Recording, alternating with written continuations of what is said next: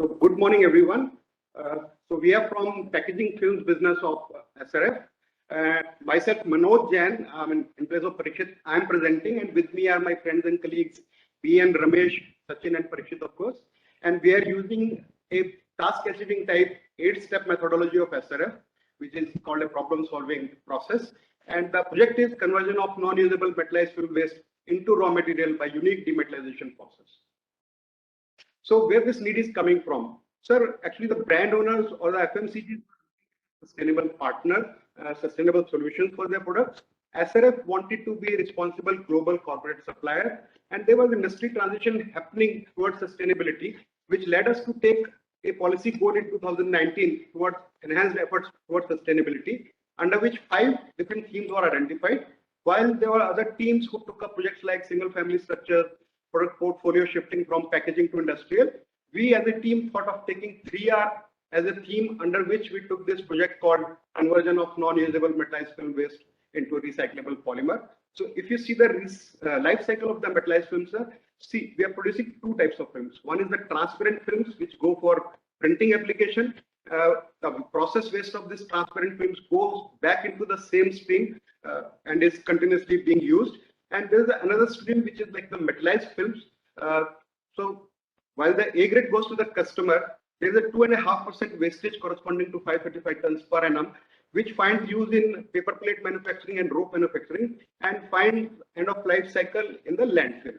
So these are the 2 types of waste that we have. One is in the sheet form and other is in the trim form, while we slit the rolls as per customer requirement. So the challenge in front of us was, how do we actually achieve complete removal of aluminum from this film, and how do we scale it up to a commercial level, as there was no known technology available. Since this was a very low bulk density material, the bulk density of this particular fluff is only 150 kg per meter cube.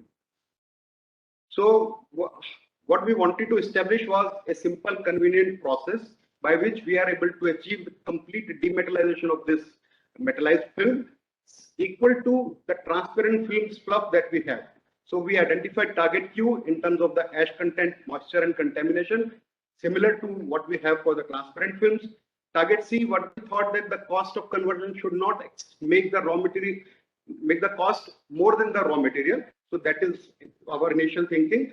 And target D, as I said, 535 tons per annum corresponds to 45 tons per month. And with respect to the timelines, it's not moving, sorry. Just presentation is taken. Sorry. Yeah. So with respect to the timelines, what we thought that we will have to take some lab trials, and then we will have to find a vendor whom we can collaborate with, since this was a low bulk density material, as I said. So we wanted to take advantage of the adjacencies which are available in our industry. So what we did was, using PDPC as a thinking tool, we tried this to demetallize this fluff using various solvents in various concentrations with various temperatures and residence time. And we finally ended up with an alkaline solution which gave us complete demetallization and at room temperature. And so now the challenge in front of us was, how do we neutralize this alkaline residue? So we extended this PDPC and we tried with 3 different acids, and we finally ended up finding one acid which could completely neutralize this alkaline solution to give us safe reusable water.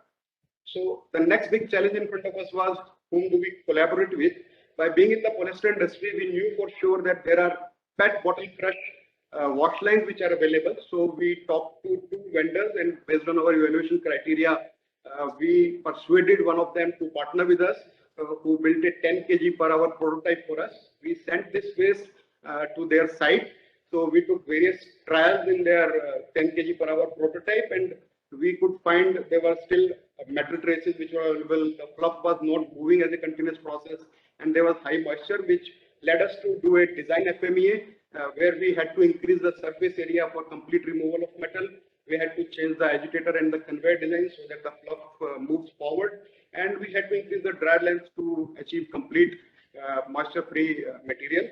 So once this was done, we brought this fluff back into SRF, and we took 4 sequential trials in our main extrusion line.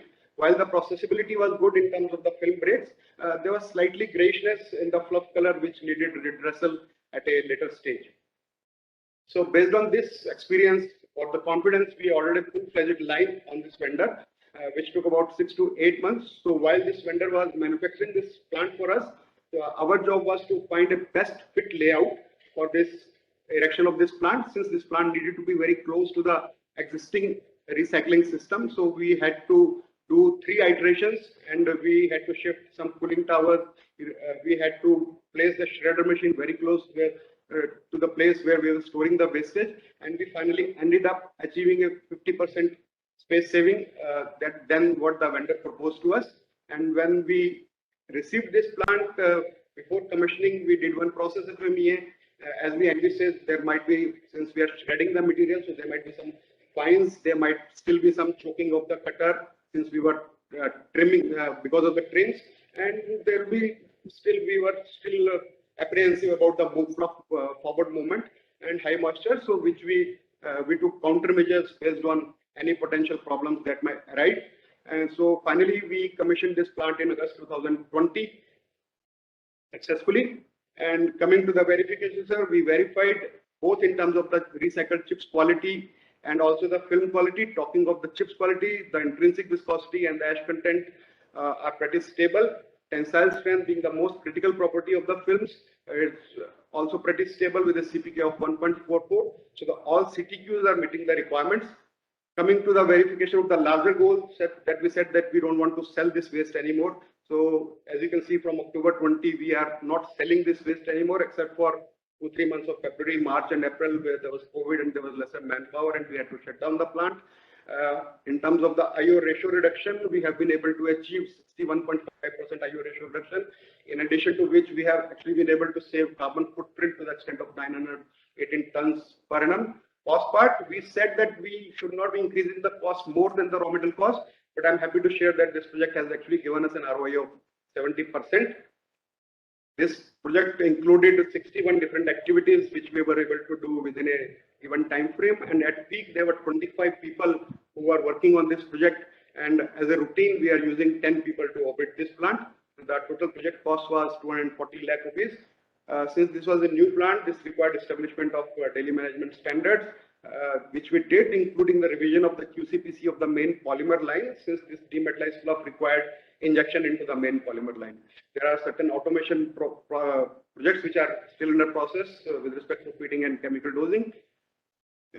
In terms of the UN's overall impact reflection, we feel that Goal 12 and Goal 9 are getting fulfilled here. Goal 12 because it's responsible consumption, and Goal 9 because this is innovative project in itself, because no one has ever done it earlier.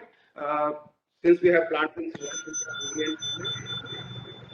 Ireland, and going forward we will be commissioning it at South Africa and Hungary also. Just to share with you that 2 of our competitors, taking inspiration from us, they have ordered similar lines on the same vendor. So they are also trying to get inspired from us. And whenever any customer or FMCG visits us, we share this success story with them very happily, and they feel proud that they are associated with SRF as a responsible partner.